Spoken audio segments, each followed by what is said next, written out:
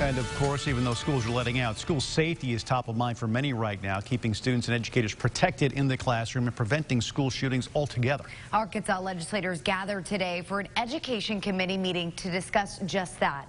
Our Troy Lynch attended that meeting. And Troy, what was the biggest takeaway? Yeah, there are lots of different takeaways, but lots of talk about mental health for mainly students who have gone through some sort of trauma. But the fact that Arkansas has also been proactive about these safety measures since 2018.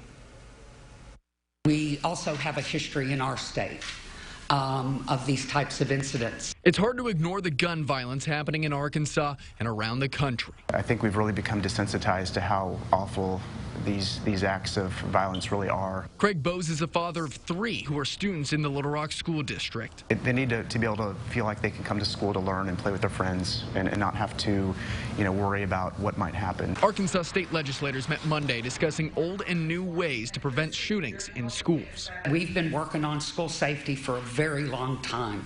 There were 30 recommendations given by the speakers on actions that have been in place for the last 4 years and some new ones, including more student resource officers and more training for those officers.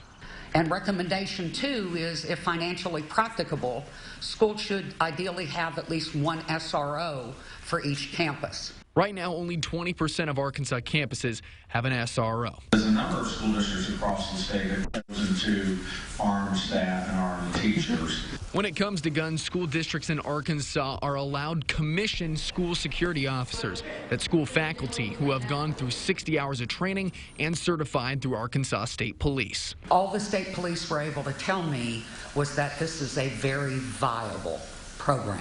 Even though schools can't guarantee 100% safety, some parents are still confident their children will be protected. I feel like school is still one of the safest places in the world for them to be.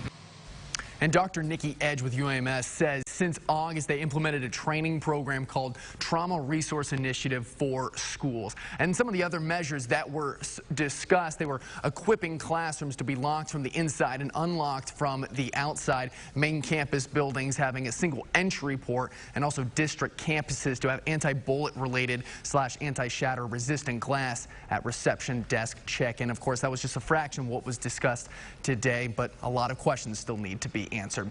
Live here in studio, Troy Lynch will send things back to you.